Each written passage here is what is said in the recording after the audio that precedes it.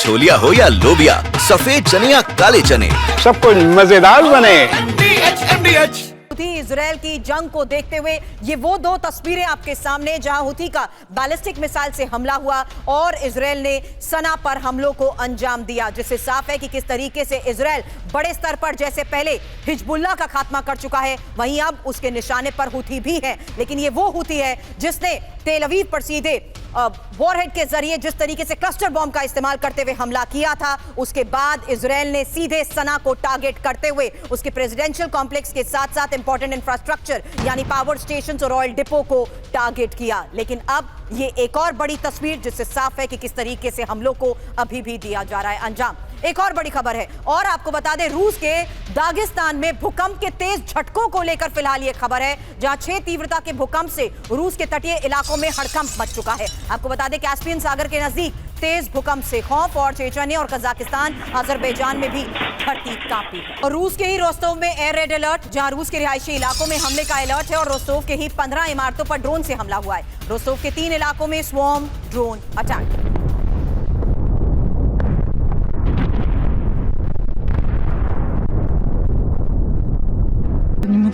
तो रोस्तोव में लगातार हुए हमलों की ये तस्वीर हमने आपको दिखा दी, क्योंकि अब थोड़ी देर पहले एक्सपर्ट से हमने यही सवाल किया था कि जिस तरीके से रोस्तोव में 3 इलाकों में स्वॉर्म ड्रोन अटैक हुआ है, साफ है कि इसका बदला जरूर लिया जाएगा, क्योंकि रोस्तोव में जिस तरीके से यूक्रेनी ड्रोन हमलों से भारी नुकसान पहुंचा है, यही वजह है कि रूस भी अब बड़े स्तर पर आगे ऑपरेशंस को अंजाम देते हुए सीधे यूक्रेन को टारगेट करेगा। लेकिन रूस के ही रोस्तोव में यूक्रेनी ड्रोन हमले से भारी नुकसान की एक और खबर यह कि कई इमारतों में ड्रोन हमलों से आग फैल गई, 21 इमारतों को खाली कराया गया। रोस्तोव में 15 से ज्यादा ड्रोन्स नष्ट भी किए गए।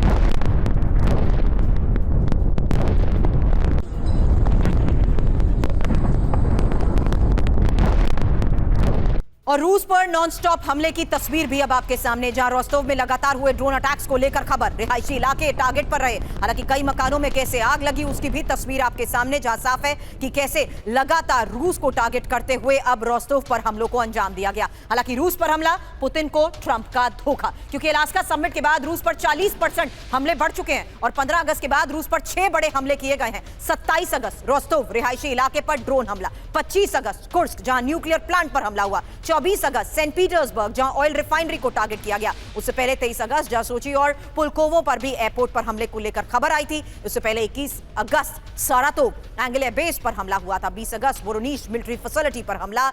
और जिस तरीके से हमलों का स्तर बढ़ चुका है उससे साफ है कि कैसे अब बड़े स्तर पर रूस को टारगेट करते हुए यूक्रेन भी ऑपरेशन कर रहा है। लेकिन रूस के ऑयल पाइपलाइन को तबाह यूक्रेन कर रहा है, जहां ध्रुस्बा पाइपलाइन पर यूक्रेन का ये नॉनस्टॉप अटैक। फिलहाल तस्वीर देखिए, ऑयल पाइपलाइन पर हमले को लेकर रूस की वार्निंग के बारे में भी खबर है। ऑयल पाइपलाइन पर यूक्रेनी हमले आतंकवाद है।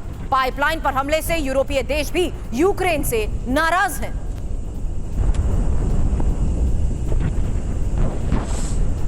तो यूक्रेन के टारगेट पर ऑयल पाइपलाइन, दुनिया के सबसे बड़े ऑयल पाइपलाइन नेटवर्क पर यूक्रेन हमला कर रहा है। रूस के 4000 किलोमीटर तक फैले ध्रुस्बा पाइपलाइन पर लगातार हमले, जहां हंगरी, स्लोवाकिया, चेक रिपब्लिक, जर्मनी, पोलैंड जैसे देश पाइपलाइन से जुड़े हुए हैं। और रूस में ध्रुस्बा पाइपलाइन पर हमले से यूरोपीय देशों में भी संकट। हालांकि हंगरी और स्लोवाकिया ने पाइपलाइन पर हमले को लेकर नाराजगी भी जताई है। हंगरी ने यूक्रेन को बिजली सप्लाई रोकने की धमकी तक दे दी। यही एक सबसे बड़ा सवाल खड़ा करता है सुधाकर सर कि ज़ेलेंस्की क्या अब किसी की भी नहीं मानने वाले?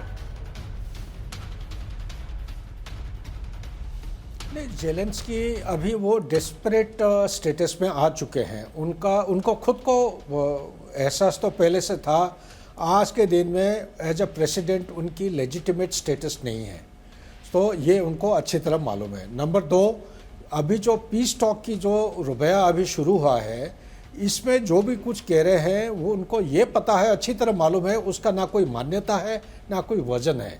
लोगों के सामने ये एक लीडर के तौर पे खड़े होने के लिए इनके पास कोई हक नहीं है। उन्होंने इलेक्शन नहीं कराया है, इलेक्शन करा देते शायद कोई लेजिटिमेट लीडर हो जाता।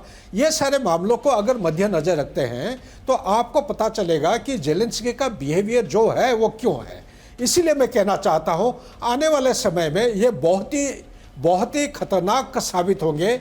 लोगों के सामने बहुत बुरे तरीके से ये पेश आ सकते हैं, जिससे उनको खुद का बेइज्जती होगा और वर्ल्ड ऑर्डर का भी काफी नुकसान होने का खतरा क्योंकि है। इन हमलों के बाद सर साफ है कि किस तरीके से अब यूरोपीय देश भी नाराज हैं। हालांकि यूक्रेन के हमलों से रूस को जिस तरीके से भारी नुकसान पहुंचा है, एक और बड़ी खबर है, रूस की 17% ऑयल रिफाइनिंग क्षमता नष्ट हो चुकी है। अगस्त में ही रूस की 10 रिफाइनरी फैसिलिटी पर हमला हुआ है। इन्हीं हमलों से हर दिन 11 लाख बैरल ऑयल का नुकसान।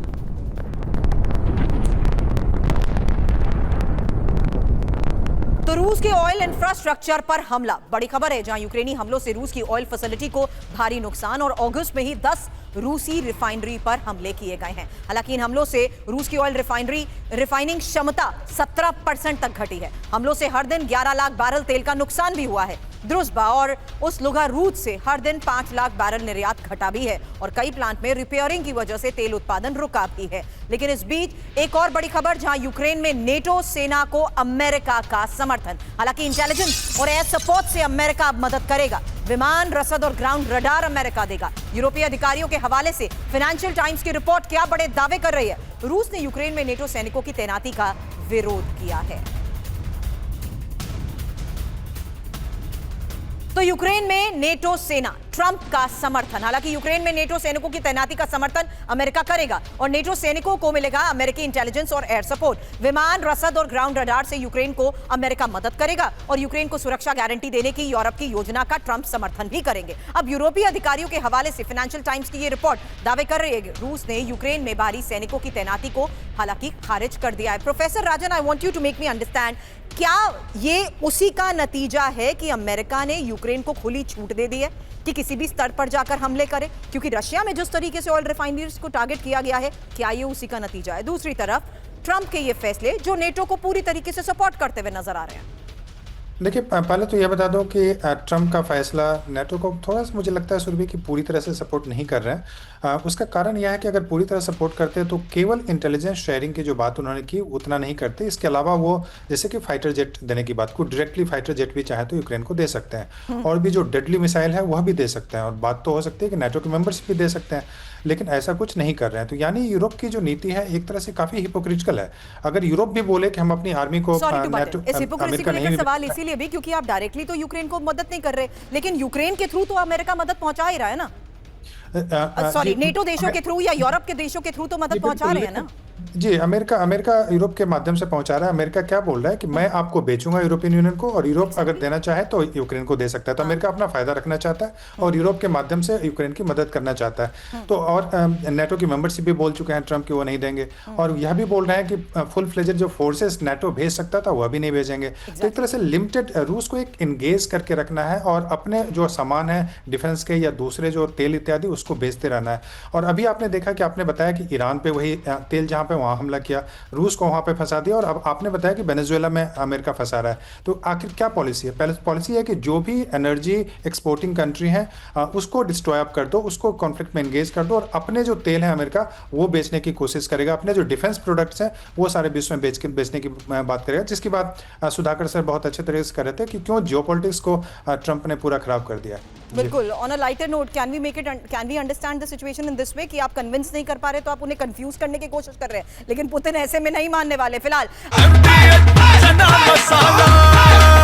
अब छोलिया हो या लोबिया, सफेद चने या काले चने, सब कुछ मजेदार बने।